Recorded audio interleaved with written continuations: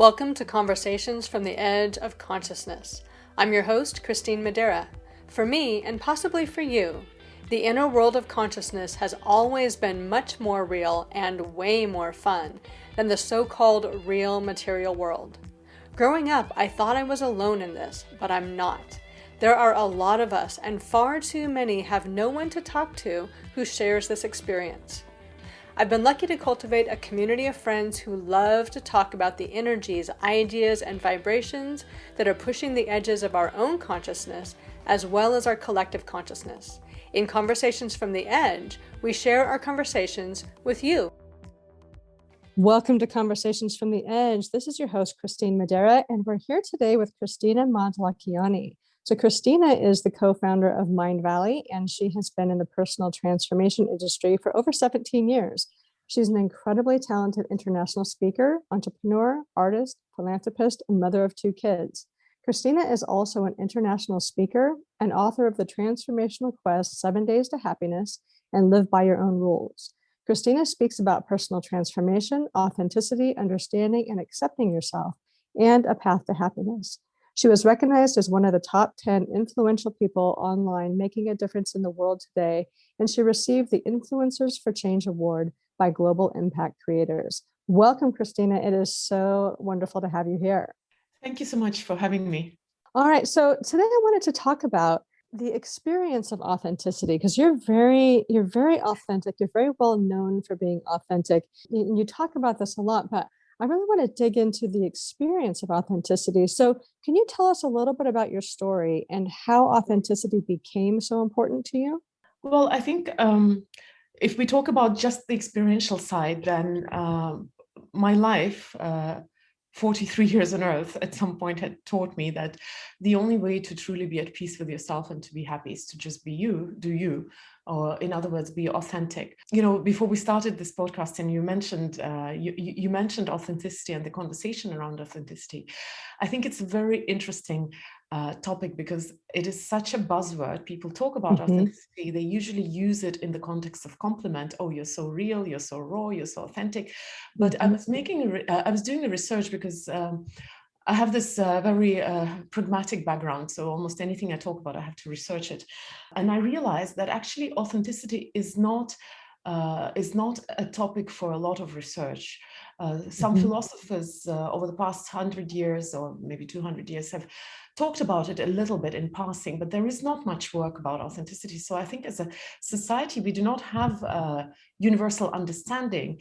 And the easiest explanation of authenticity, which is more or less agreed about, is the fact that being authentic is following your own inclinations or following your own heart, disregarding what the society expects from you. So that's like the most common theme about being authentic. Well, in my personal experience, it's an interesting angle because I don't argue with that, but it entails that there is this relationship between you and the world. And the authenticity is defined by the relationship between you and the world in some way or another. In my opinion and my personal experience, authenticity is actually, it's not a vector, it's not a force with a direction, it is an internal process, it's an internal phenomenon, it's your relationship with yourself. And that, I think, is probably the biggest misunderstanding about what it really means about to be authentic. As an illustration, sometimes people thank me for being real, for being me, for being authentic, as if it is some kind of gift or energy which goes from me outward. But in reality, authenticity is about me and just me and my own relationship with myself, and maybe with certain disregard to whatever world thinks about me. But as I said, it's not a force with a direction. It is an internal process. So that's why I find it a little ironic when people talk about or thank me for being real or authentic. It is not my relationship with the world. It is only my relationship with me. Yes, but that is something that is a real challenge because we're not taught to have relationships with ourselves that are exclusive of our relationship outside of ourselves. We're kind of taught who we should be and how we should act, and the roles we should take on, and the dreams that we should have and how we should fulfill those dreams.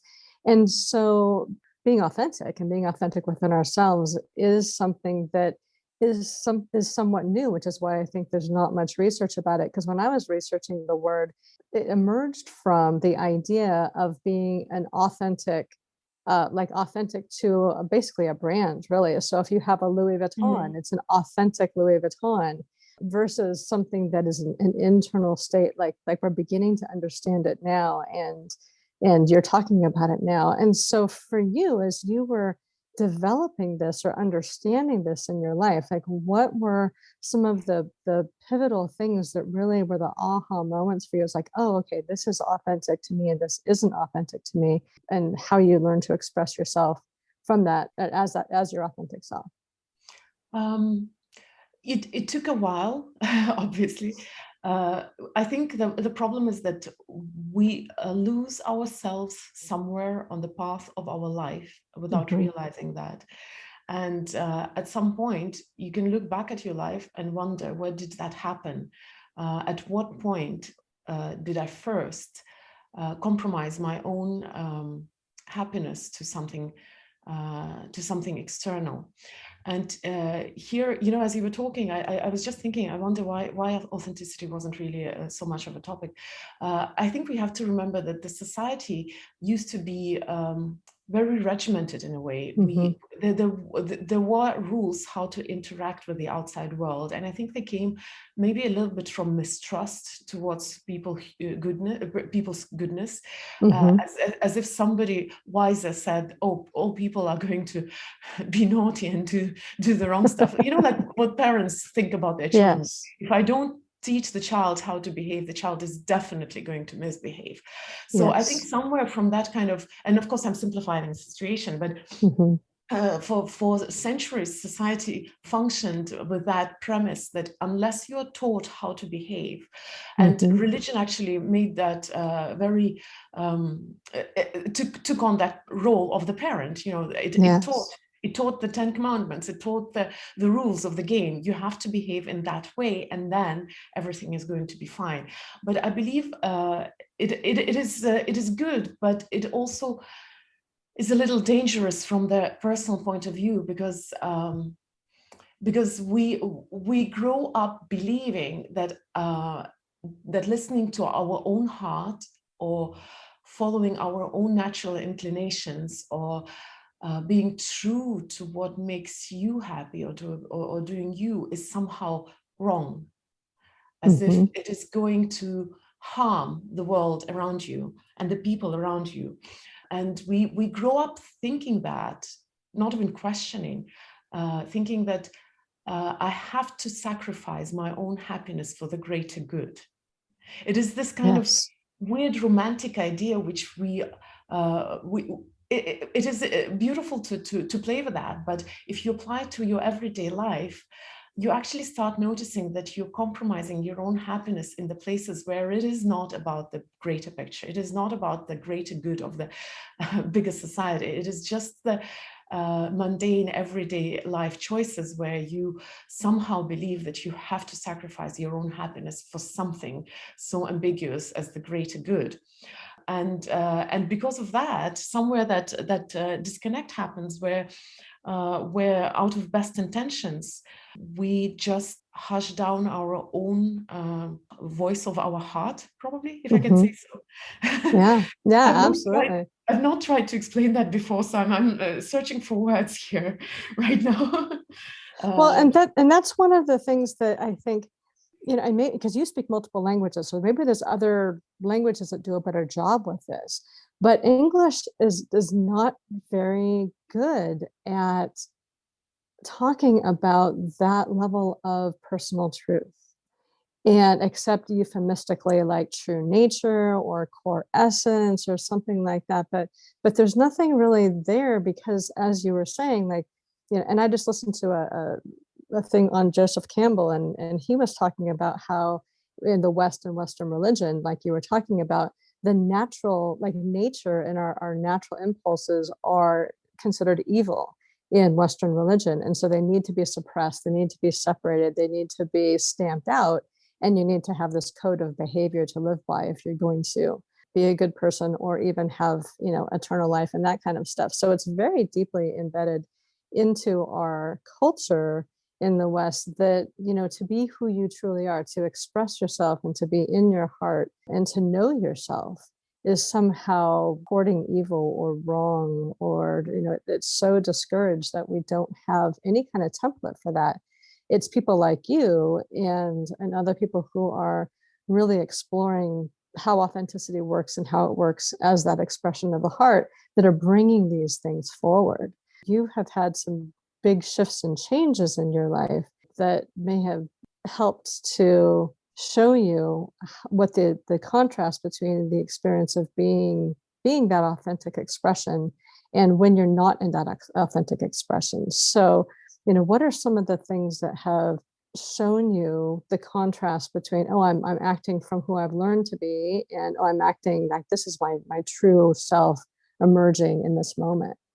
It's a very interesting question because I think another misunderstanding about authenticity is as if it is a switch which you can switch on and switch off. Mm-hmm. I believe the core skill to live authentically is to be honest with yourself. Maybe I'm generalizing the way people are, but I believe that once you see yourself in full honesty, and once you learn to be honest with yourself, it is almost impossible to switch it off. So I like to compare authenticity to jumping out of the plane with a parachute, skydiving. It's a one-way transformation. If you go on that path to becoming honest with yourself, it's like jumping out of the plane. You are halfway through the jump. You cannot pack up the parachute and go back to the plane and land the regular way. It just doesn't work like that. Once you're out, you're that's out. true. Once you've looked at yourself in the mirror without any veil or dust or anything and seen yourself clearly and been honest with yourself for this one moment, you're done.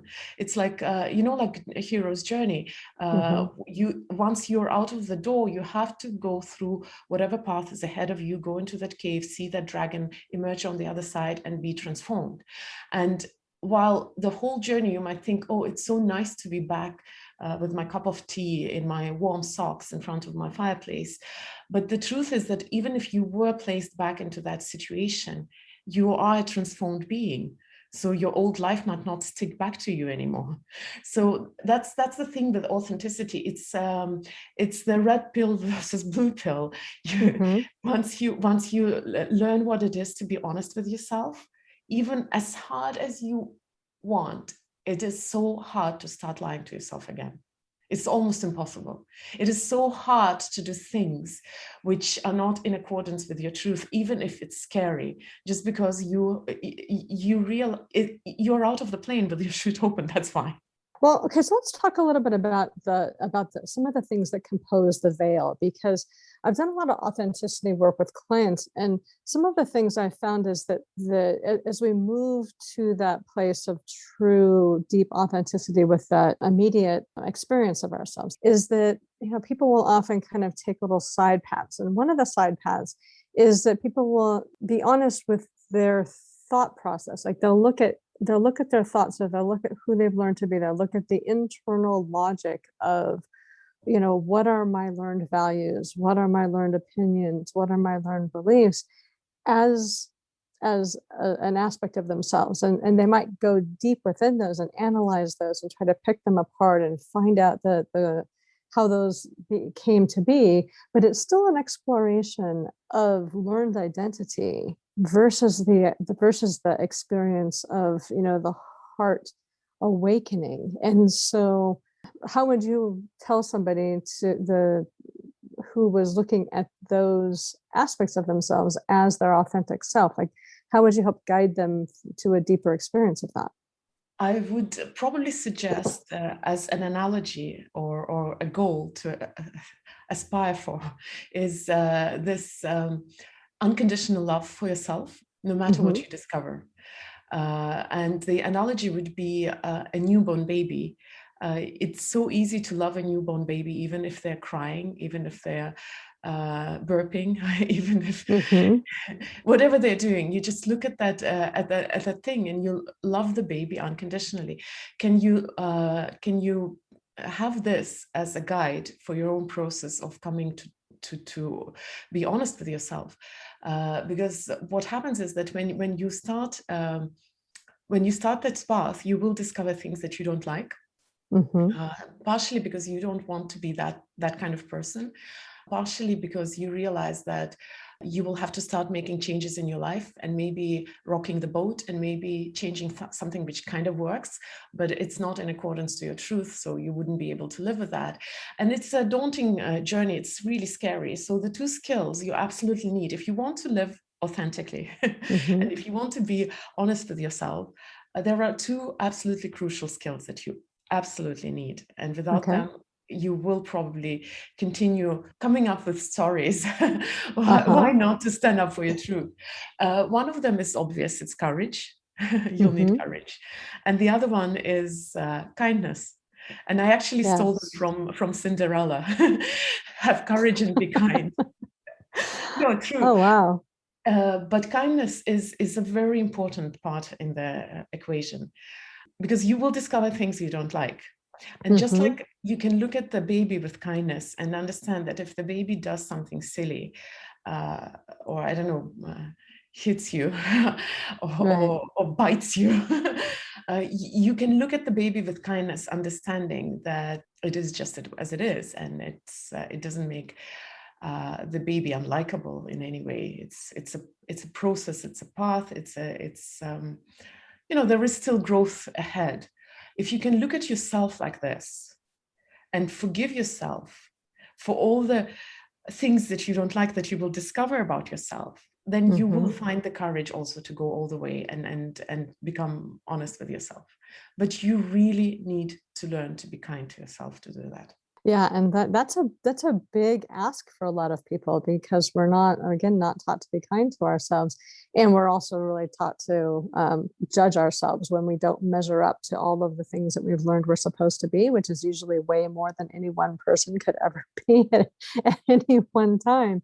And I do love that you talk about courage and kindness, because those two together balance one another out. So a lot of times we have some templates for courage that require strong emotions that kind of invite us to be less than our most kind self, more forceful, more direct, those kind of things.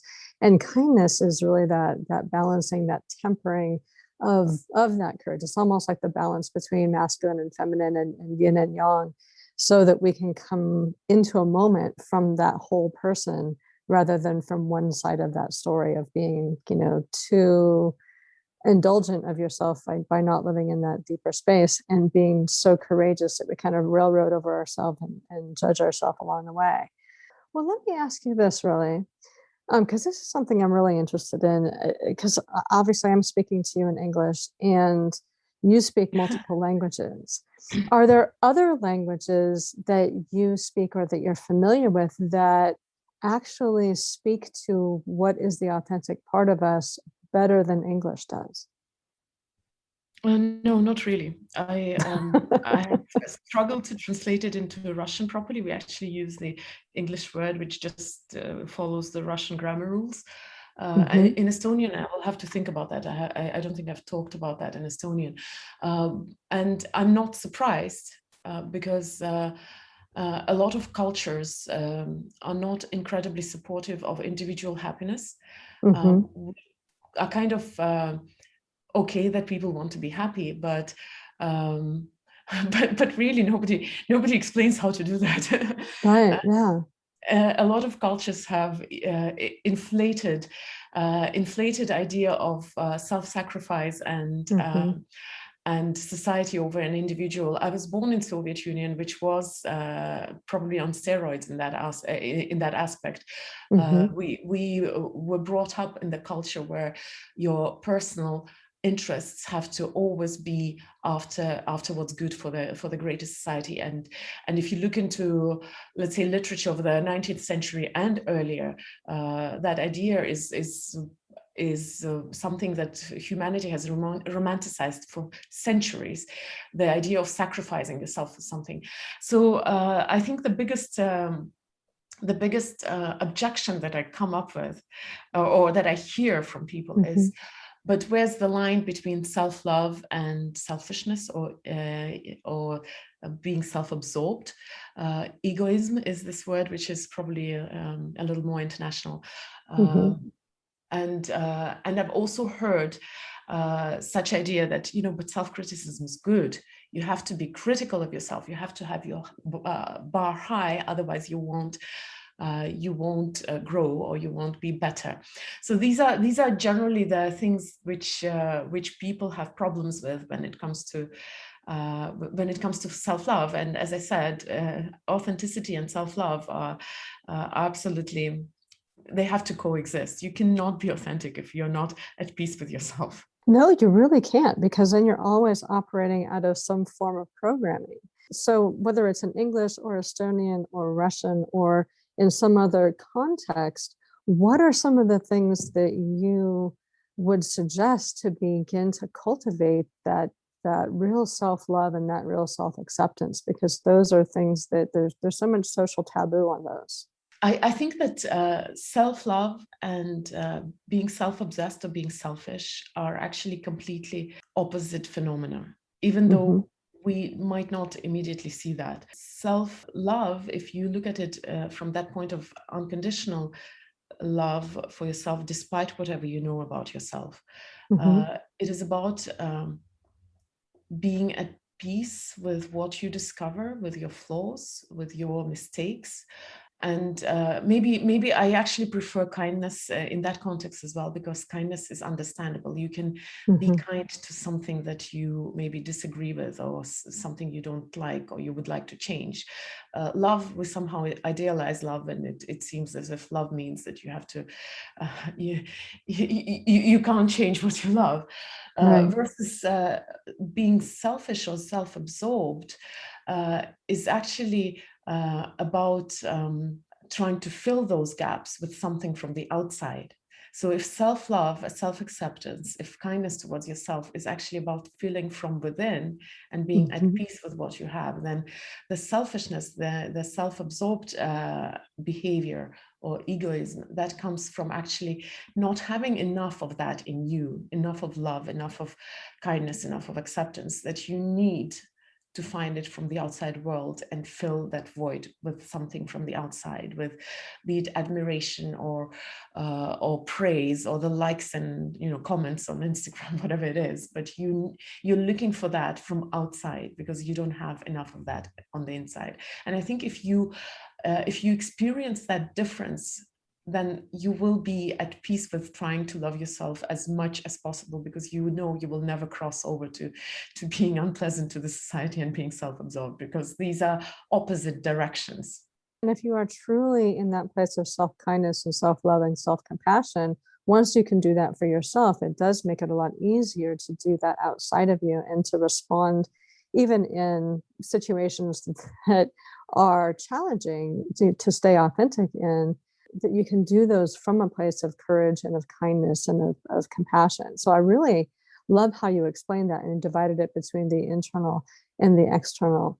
And we're coming into an understanding now about how connected we all are. It's kind of like we've gone from conforming to what life wants us to be and the culture and self-sacrifice and that, and ignoring the self, to coming into really meeting ourselves, loving ourselves, accepting ourselves, and being kind to ourselves, and realizing that because we are all connected, when you are kind to yourself, you're actually naturally beginning to be in service to the community and the collective, not by sacrificing yourself, but by following, that path of self-love and self-kindness and expressing that in the world. And when you're expressing kindness and love in the world, you're creating kindness and love in the world. And that is actually a way to serve the community as you're serving yourself. And so I think we're shifting that whole model slowly, one person at a time. But it, to me, it's a much more robust and supportive model when we're coming from that place of self-love and self-kindness as the platform for being that in the world as well. So you grew up in the Soviet Union, and you've had some really big shifts that you've had to make. So Soviet Union was a planned economy, and you switched basically from that to a free market and free economy, which is a huge shift to make. So how did that shift work for you, and how did that help you discover parts of yourself that you might not have discovered had the Soviet Union endured and you were in that same planned economy? What happened to begin to shift you as you made that shift with society? It's an interesting idea to play with, but I can't really imagine, because I think well, I could imagine how my life would end up, because Soviet Union lasted for about 70 years. So there have been generations who were born and lived their whole lives in that context. Of course, historically it was different. Early 20s and then 90s were very different. For all over the world, they were very different. But I actually don't think it is important to me anymore, because I feel lucky that I adjusted to the new world, because I know that a lot of people from countries which change their regime so dramatically have really hard times adjusting, and they live in a way in the past. And if there is anything certain about life, it's that everything changes. And Soviet Union was this very stable society for a really long time, which didn't change very much. And you could pretty much, the idea was that you will live the same way your parents lived and the way their parents lived. And changes have accelerated since the Soviet Union collapsed, because there was no restraint. Like in Soviet Union, so many things had to be restrained that obviously nothing changed unless the Communist Party said so. Right. Yeah. So it is definitely a blessing that I didn't have to live my whole life in that environment. And it is also a blessing that I was young enough to change and to not be stuck in the past. So just as a context, for those people who don't know, who maybe are too young, it was a different planet. I am planning to write maybe a book, Life on Planet USSR, but more like a funny book, because there was a lot of trauma, and it was a complicated society. But as a child, I had a happy childhood with great parents, and a lot of things that I know now are thanks to my childhood, but they were not because of Soviet Union. I would say they were despite the system. So my memories are all okay. It is curious and weird. But the future is probably going to be different for the Western society as well. Everything is changes. Everything is changing, and what happened to us last year and is still happening to us is definitely not going to leave us the same people as we were in 2019. So everything is changing, and probably years from now we'll be looking at that time the way we look right now, as huge calamities of the past, and we can't imagine how it was, but we survived.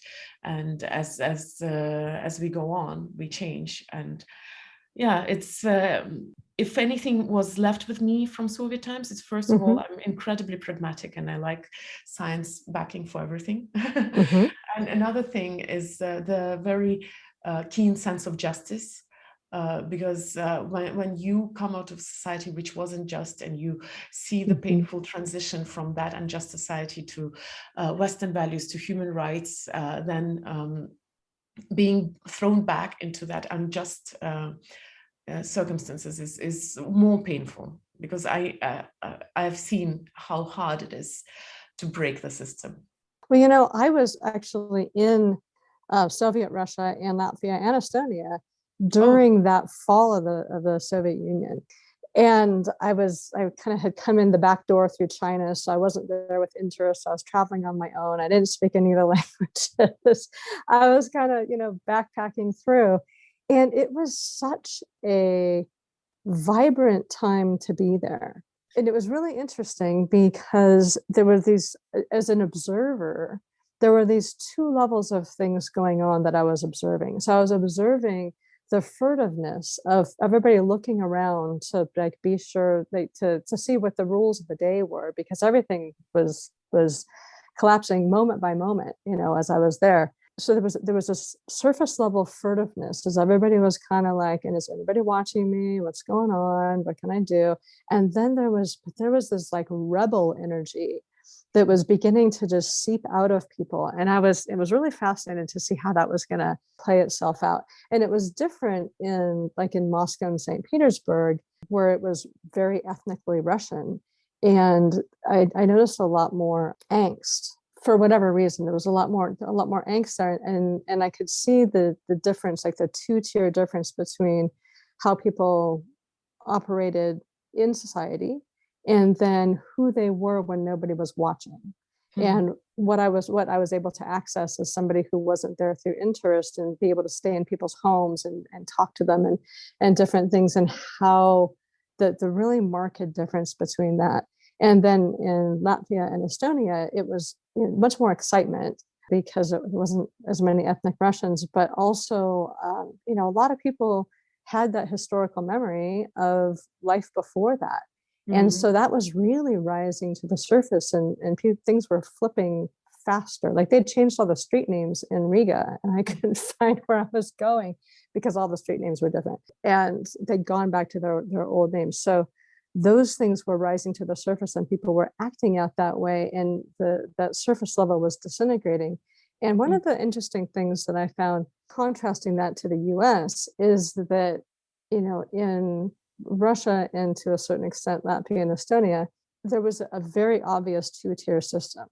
That there was how you comported yourself in public and then who you were privately. And in America, there's less division between those.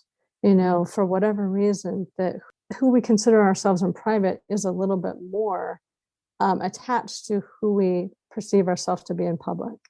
And so in some ways, it's harder to pull those apart, at least in looking at that from people like my clients in the US and the people that I met in the Soviet Union. And so that was just a really formative time to really see how we construct our identities and how we construct our public identity and our experience of who we are. And I actually did find that a lot of people in Russia and the Baltics were more connected with that essence of who they were, because they were living in such contrast, to the public persona of who they were. So I don't know if you had that experience at all, or if that's something that I was just noticing from the outside. I guess if I start thinking in that direction, I'll probably form an opinion about that, because I've never thought about it this way. But as I was listening to you, I was thinking, it's interesting. We are different in different circumstances, and I think it's normal, and I don't think it contradicts being authentic. Coming back to the beginning of our conversation, as long as we remember what hides behind the mask. I believe that wearing masks is absolutely normal if we want to function normally in the society. Like if I go to Vatican, I'm not going to wear outrageous outfit just because I would respect the religious feelings of people who live there and function there. Or let's say in Asia, I also occasionally covered up more, not because I believe in that. I still think that everybody's reaction is their reaction. It has nothing to do with me, but just to not be exposed to too much attention. Occasionally, it was just a choice for my own convenience, and that. It's just a very simple example of how we adjust our how we show up to where we show up, and I think it's all fine as long as we remember what we are hiding behind the mask. Because right now, obviously, I'm different than when I talk to my children, or when I talk to my friends, or when I go out on a date and I flirt. Obviously, I'm going to be a little different, and that's okay as long as I remember what's my truth, and as long as those expressions are still about me. And we are complex. We're not just this one picture. We're not two-dimensional. Oh, yeah. So obviously we have so many facets because nothing is black and white. And Mm-hmm. yes, I'm both thoughtful and I'm sometimes thoughtless. I'm sometimes, unbelievably optimistic, and sometimes I'm so depressive, and both are me. Both of those extremes are me, whichever pair I will show you. So I might have expressions where I'm a little bit more modest, and expressions where I'm incredibly sexual. It's all it is all about me. The question is, are any of those expressions not true to me? Is it that, do I sometimes have to sell my soul? If I can say so, it's a little extreme maybe. And as long as I can say that, no, I'm at peace doing it this way, and it doesn't contradict my natural being, I don't mind expressing myself differently in different circumstances and wearing those masks, as long as I remember what is behind the mask. And that's the perfect place to wrap this conversation up, because that's true. And some people, it's easier to understand that they are not with their mask, and some people identify more strongly with their mask, and that's a person to person thing. But I also, in my experience, looking outwards, sometimes it's also a cultural thing. So but that is the perfect thing to remember, that we all wear masks, and as long as we're at peace with them, and it's an expression of who we are, and we're able to take that mask off and not over identify with that as us. That is really a good way to explain how you are experiencing and expressing your authentic self. So thank you so much for sharing that. It's been really wonderful talking with you. Thank you. And you can find Kristina's links on conversationsfromtheedge.net. But is there anywhere in particular that you would like to steer people today if they want to connect more with you? Oh, definitely my Instagram. That's where I talk the most. And once in a while, I'll mention some of my programs, some free, some not. So if you just follow me on Instagram, you'll be fine. Okay, excellent. And if you go to conversationsfromtheedge.net, there'll also be a link to her free program. Is it the 7 Steps to Happiness? Is that what that program is? Okay, which is a lovely program, because wouldn't we all love to be more happy? All right. Well, thank you so much for talking with me, Kristina, today, and I'm looking forward to our next conversation. Thank you. This is your host, Kristine Madera. I hope you've enjoyed this conversation from the edge of consciousness. You can find all our conversations at conversationsfromtheedge.net. You'll also find links to schedule a private conversation with me or any of my friends, as well as tools to help you expand your own consciousness and explore what's possible for you outside the boundaries of your current perceptions. Feel free to use this podcast to start your own conversation by sharing it with friends, on social media, in your blog, or even in your own podcast. And as always, live the adventure of pushing your own edge. It's the most amazing adventure there is.